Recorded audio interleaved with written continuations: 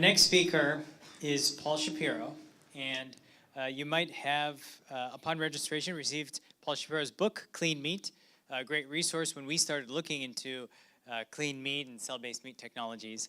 And so I would like to introduce Paul Shapiro from Better Meat Co.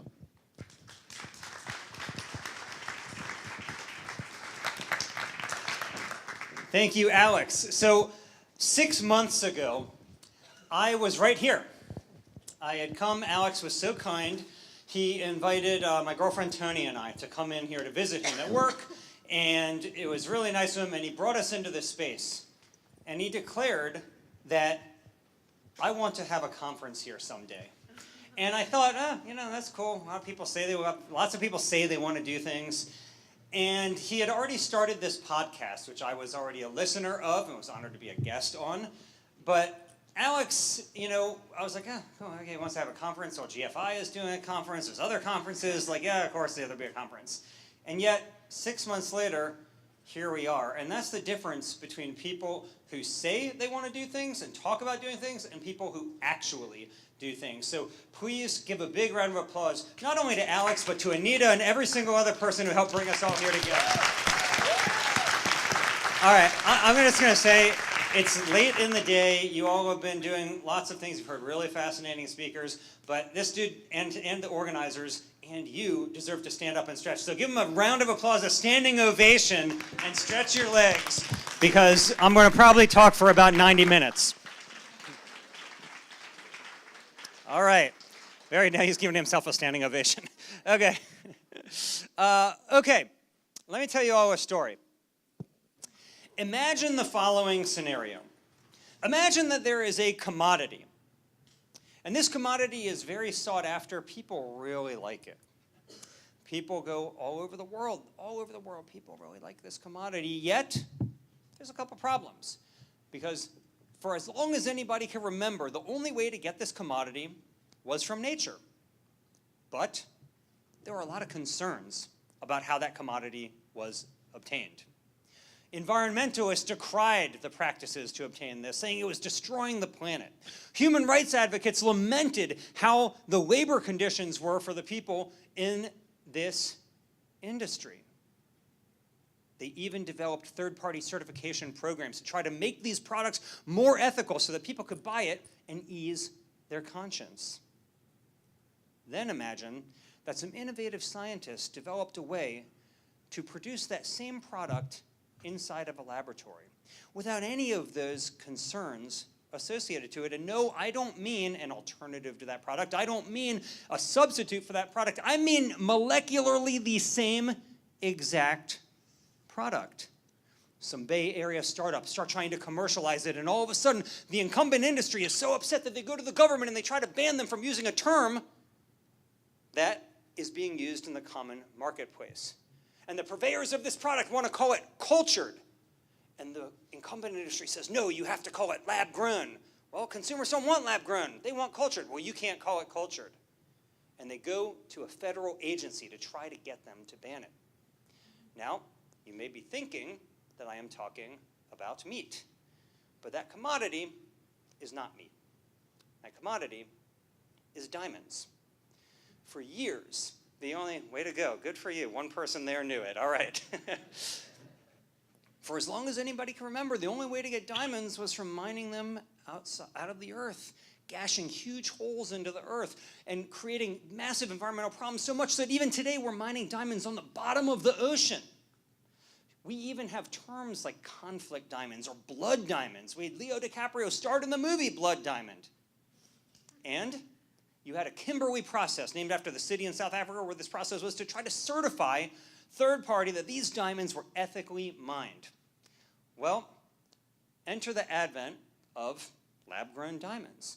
All of a sudden, we have a way to produce real diamonds so identical to the mined diamonds that with a microscope, even the most skilled jeweler can't tell the difference because they are diamonds. Now, ladies in the audience, raise your hand if your heart would melt if your sweetheart offered you, said, be mine, I want a lab-grown diamond, right? Okay, there's a couple saying Marie Gibbons, of course, would love that. I would love it too, actually. But most people, their hearts don't melt at the thought of a lab-grown diamond. Cultured diamond, though, sounds kind of like a cultured pearl, right? Interestingly enough, 99% of the pearls produced today in the jewelry market are cultured pearls. So these startups that are selling these diamonds want to call them cultured diamonds. Big problem, though, is that the FTC has a definition for diamond. You know what that definition says? It says a natural, emphasis on natural mineral, that under pressure was carbon that was pressured into an isometric form. Well, Big Diamond, epitomized by De Beers, lobbied to try to get the FTC to ban these folks from using terms like cultured diamond. They wanted them not even to be called diamonds. They just said lab-grown gems or something like that, despite the fact that these are exactly the same. In fact, they're so exact that, yes, there's a jewelry market for diamonds, but there also, interestingly enough, is a big market for diamonds in medical and semiconductor and other industrial uses where they need diamonds. And that, because the so-called lab-grown diamonds can be produced for 1/3 cheaper than mined diamonds, the industrial market has already switched in a large part over to these lab-grown diamonds. In fact, you know how long it takes for a diamond to form under the earth? Millennia. Anybody know how fast you can grow a diamond in a lab? 1 week. Well, my friends, very interestingly, the FTC just changed its definition of diamond. And they ruled in the little guy and removed the word natural from the definition of a diamond. So now a diamond is a diamond regardless of its production. It is functionally and molecularly the same, and no longer does a diamond have to be naturally formed. It can be formed by the human hand. And the FTC explicitly allows now the term cultured diamond. So think about that. What might be possible if the clean meat or cultured meat industry were to have the same type of lobbying prowess that the startups here in the Bay Area had on this particular issue? And they demonstrated that they are functionally identical, that there's not a difference. It's not like plant-based meat, which, as Brian in the last panel correctly pointed out, is similar to meat, but it isn't molecularly identical to meat. But in the case of growing real meat from animal cells, of course, it is the same thing. And so might we, as a movement that is interested in getting clean or cultured meat onto the market and having it identified as meat, have the same success? Already, cultured diamonds are 2% of the jewelry market for diamonds.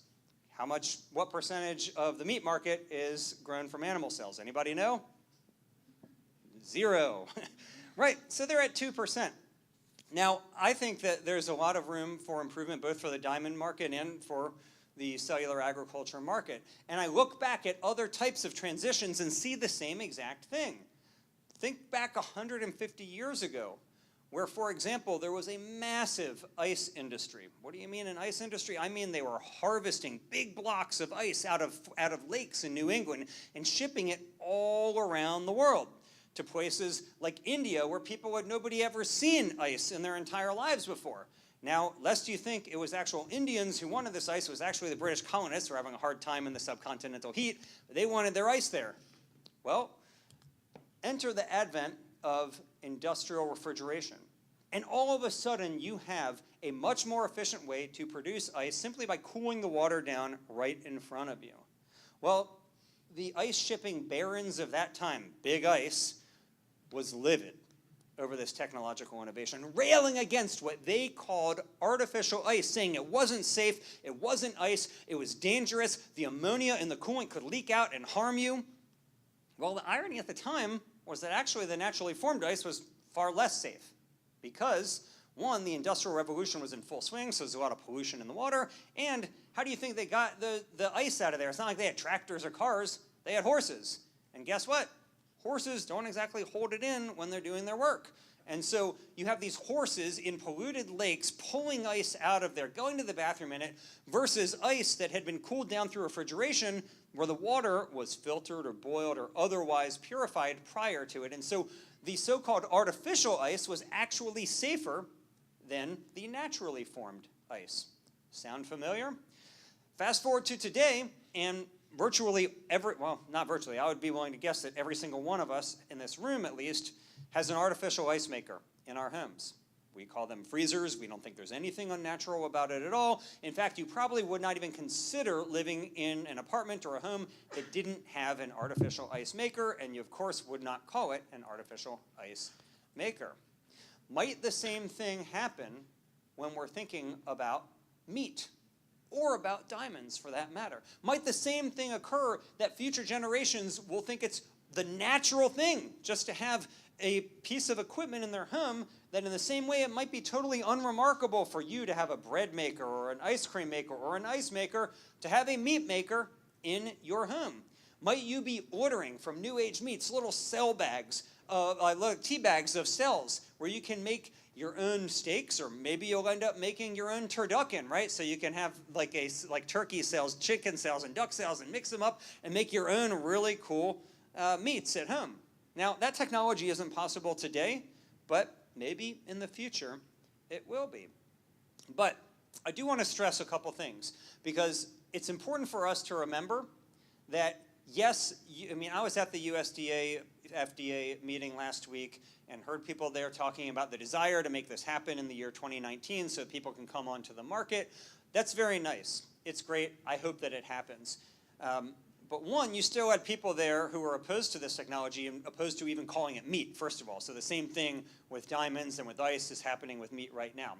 But it did seem pretty likely that it would be called meat based on at least what the Secretary of Agriculture and the FDA Commissioner were saying. But even if this does come on the market in 2019, which, these companies mostly are saying that they intend to commercialize by 2021. But even if it does come onto the market in 2019, did anybody here read reports about the UN climate change report recently? Anybody? All right, most hands go up.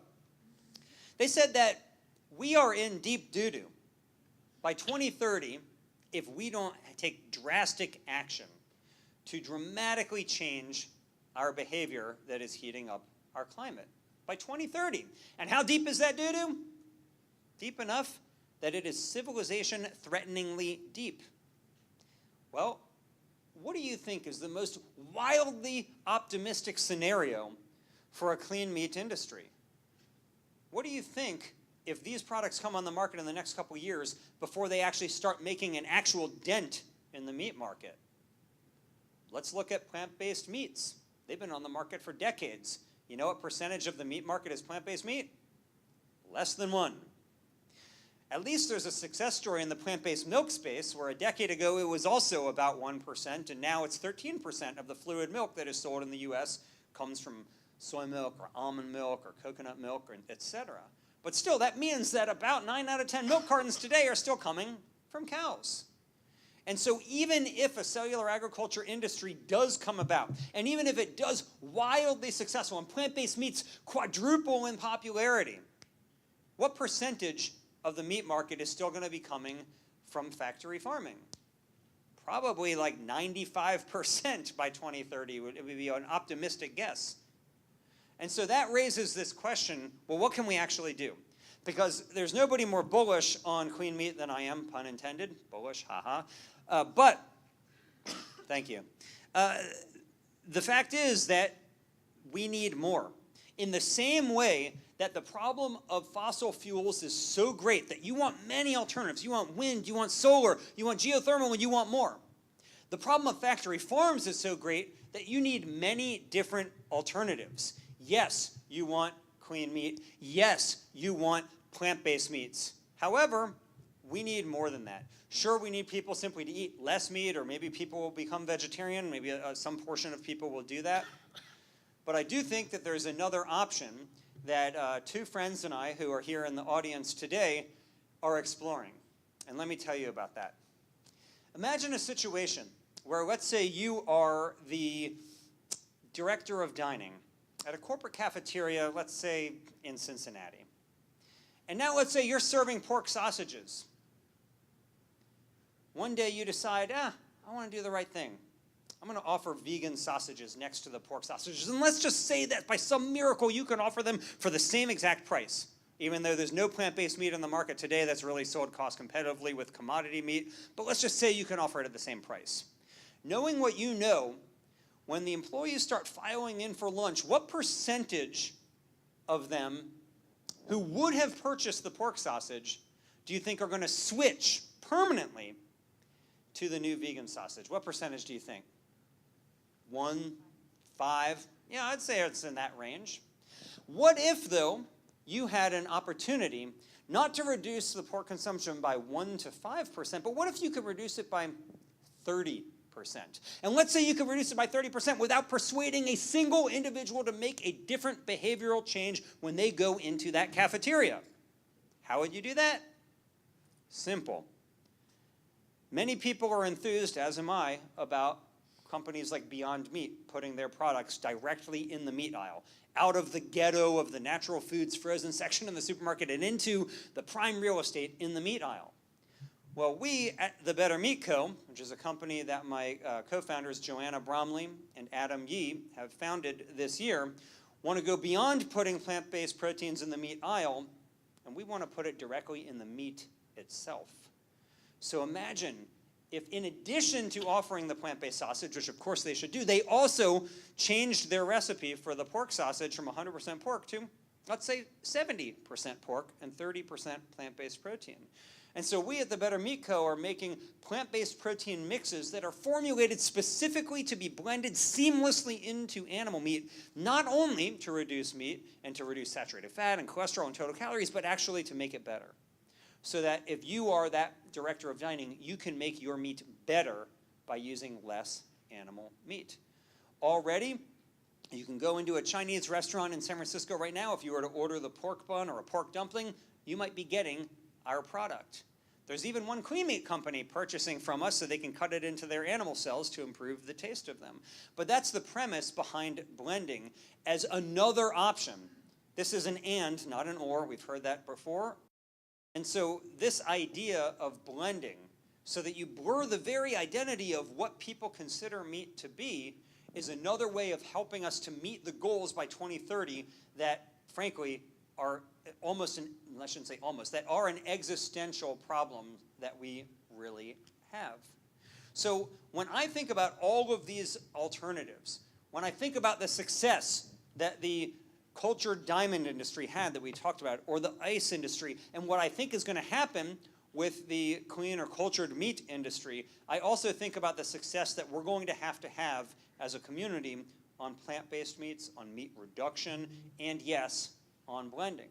Because if we want to get to a day where we have actually solved the problem that we are seeking to solve, what other option do we have that is actually realistic? I'd argue there isn't another option. That is a silver bullet that is going to more quickly solve this problem. Now, some of you may be thinking to yourself, wait a minute, you want to solve this problem? It's just too gargantuan. We're talking about a problem that's just too big. You can never solve it. It's impossible. Well, a lot of things seemed impossible. I mean, it seemed impossible for somebody to go to prison for nearly 30 years and come out as the president of his country, and yet that's exactly what Nelson Mandela did, who said it always seems impossible until it's done. Just think about in our own country the things that seemed impossible. 200 years ago, the legitimate social debate in our country was whether one human being ought to be able to own another human being. Respectable members of society held both views on that. Doctors, lawyers, members of Congress. I mean, long before Abraham Lincoln assumed the presidency, they were arguing that slavery was the natural condition. The Egyptians, the Greeks, the Romans, they all had slaves. The great thinkers from Aquinas to Augustine all believed that slavery was normal and natural.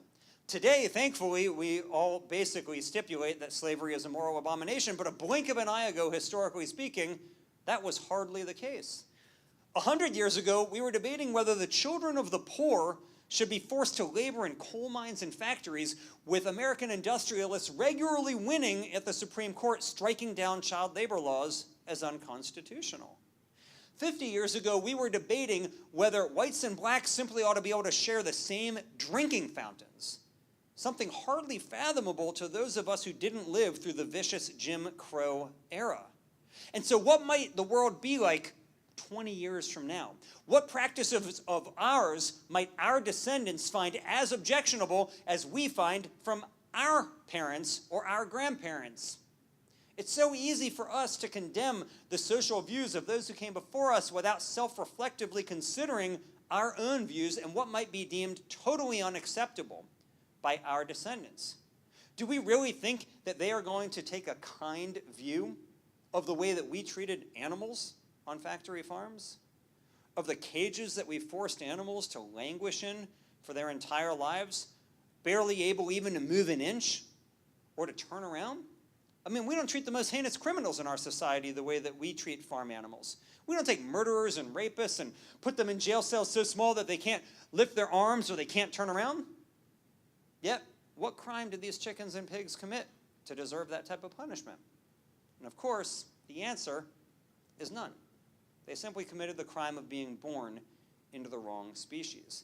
And I contend that just in the same way that as we freed ourselves from the need to engage in other forms of exploitation, that type of exploitation became more morally odious to us than it had in the past. Because it's very difficult, as Upton Sinclair, author of The Jungle, said, it's really difficult to get somebody to understand something that their living depends on them not understanding. And so think about, in the same way that we used to rely on whaling to light our homes. Imagine 150 years ago telling somebody that 150 years hence that there will be an entire industry of people who just pay a lot of money to get on a boat and go look at a whale. They would think it was crazy. Yet today, we aren't a leader in whale killing as we once were. We're now a leader in whale watching. Or imagine 100 years ago, maybe 130 years ago, telling somebody that horses are largely going to be seen as companion animals. They would think you were insane. But we are much more able to take a sentimental view of whales and of horses, not because humane sentiment freed those animals, but rather because kerosene and cars were invented. And I believe that the work that so many people in this room are doing to create the kerosene and the cars and the lab-grown diamonds and the cultured meat, and yes, the artificial ice too, that we are going to change our social views about what we deem as ethically acceptable into the future, because we will no longer be tied by necessity to thinking that the actions that we're taking toward animals and toward the planet today are somehow either acceptable or maybe inevitable, as many people will proclaim. And so I'm grateful to each and every one of you for everything that you are doing. The work that you are doing to try to bring about a better society, whether you host a podcast like my friend Neil, who's podcast One Green Planet, I highly recommend, great podcast. Whether you're doing things like Christy Middleton at the Humane Society is working with amazing people to get institutions like hospitals and schools to use less meat in their cafeterias. Whether you are just a social media promoter of the cultured meat industry and you think that you want to help increase consumer acceptance, or maybe you're thinking of leaving your job to start a company because you're sick of doing something that you don't feel like has a great meaning in the world, that you want to leave a better legacy than the current job that you have. I'm not looking at you, by the way. You know who you are. Just kidding. But the point is that whatever you are doing and whatever you are going to do, I'm so grateful to you. Because this type of social progress, whether it comes from entrepreneurs or from advocates, never happens in a self-executing manner. It's not like people are wearing cultured diamonds on their hands because it was just some inevitable turn of history that occurred. It's because scientists and entrepreneurs and lobbyists came together to make it happen. And the same is happening with the clean meat industry now, and the same is happening with the plant-based meat and milk industries, and yes, the plant-based egg industry now as well. And I think the same is going to be so even for the very definition of what we consider to be meat, as we continue to see a blending of plant-based and animal-based meats together. I'm convinced that we are going to have a better future, but not that it'll happen on its own. It'll only happen because people like you help to turn the arc of history to make it a better world. I think that we can do it. I'm grateful to each and every one of you for everything that you're doing to bring about a more ethical, a more humane, and yes, a more cultured future. Thank you.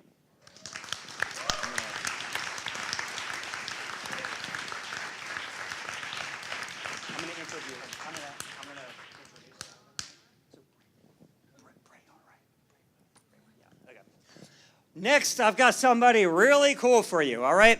You know Who's the OG of the clean meat industry? Anybody know? First burger? Mark Post. Sad to say I don't have Mark Post for you. But I have one of Mark Post's co-workers at Mosa Meat. So the company that Mark co-founded after the lab-grown, no, just kidding, the cultured burger was debuted 5 years ago. Jonathan Braemar from Mosa Meat. He's a mechanical engineer. He's here all the way from the Netherlands. It's going to be awesome listening to him, so please give it up for Jonathan.